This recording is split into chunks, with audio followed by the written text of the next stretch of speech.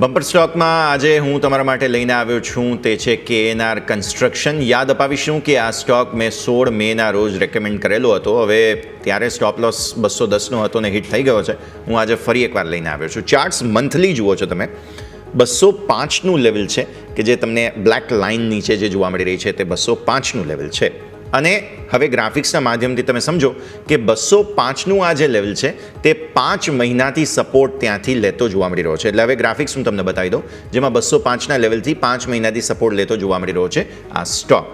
એટલે KNR construction હું તમારા માટે લઈને આવ્યો છું. જો પાછલા 5 વર્ષમાં કેગર નફો તમે જુઓ ને તો કંપનીનો 33.7%નો ગ્રોથ બતાવે છે. એટલે સ્લાઇડ્સ હવે બતાવી દો આપણે ગ્રાફિક્સ, જેમાં 205 મહિનાથી 5 મહિનાનો સપોર્ટ તમને જોવા મળશે.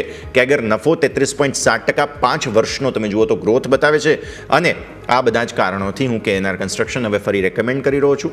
લોંગ ટર્મ ખરીદદારી છે. ટાર્ગેટ્સ મારા રહેશે 300 અને 346ના, અને સ્ટોપ લોસ રહેશે અહીંયાથી 200નો.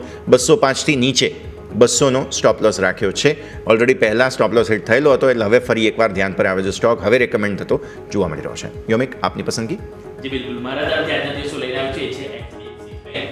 આપણે જોઈએ તો બેંક નિફ્ટીને ચાલવા માટે જો ફ્યુઅલની જરૂર હોય તે સ્વાભાવિક છે કે જે પ્રાઇવેટ દિગ્ગજ બેંક છે HDFC બેંક અહીંયાથી આપતું જોવા મળી શકે. કારણ કે તમે ચાર્ટ ઉપર નજર કરો, જે ડેઇલી ચાર્ટ તમે જોઈ રહ્યા છો એમાં છેલ્લા ઘણા દિવસ સુધી આ જે બોક્સ કન્સોલિડેશન હતું, નીચેની તરફ તમે જુઓ તો 1920 આજુબાજુ, અને ઉપરની તરફ તમે જોશો તો 1980 જે ઓલ ટાઈમ તમે જો રેઝિસ્ટન્સ સાબિત થયું છે. અને ફરીથી ગઈકાલનું ક્લોઝિંગ 1980 ઉપર થયું છે. એટલે અહીંયાથી આજનો દિવસ જો તમે 1980ની ઉપર ક્લોઝ થાવ છો તો અમને સારી એવી અપસાઇડ જોવા મળી શકે. બીજો નેક્સ્ટ ચાર્ટ તમે નજર કરો, વીકલી ચાર્ટ, એમાં ઓલરેડી તમારું ઇનસાઇડ બાર બનેલું છે. અને તમે છેલ્લા જોશો તો 2 મહિનાથી એની વચ્ચે તમે કારોબાર કરી રહ્યા છો. એટલે જો ઇનસાઇડ બારમાં પણ તમે જોશો તો આજે વીકલી ચાર્ટ, એટલે કે આવતીકાલે તમે 1980ની ઉપર ક્લોઝ થાવ છો તો તમને ઘણી અપસાઇડ જોવા મળી શકે. હવે ટાર્ગેટની વાત કરીએ તો આપણને અહીંયાથી ઉપર 2050 સુધીના આપણને ટાર્ગેટ આવતા જોવા મળી શકે છે. અને સ્ટોપ લોસ તરીકે આપણે અહીંથી ફોકસ કરીએ તો એ છે 1929, જે વીકલી ચાર્ટમાં 10 ડે એક્સપોનેન્શિયલ મૂવિંગ એવરેજ આવે છે. એટલે 10 EMA ઉપર સ્ટ્રોંગ સપોર્ટ છે 1929, જેને સપોર્ટ તરીકે, અને ટાર્ગેટ 2050 આપણને HDFC બેંકમાં આવતા જોવા મળી શકે છે.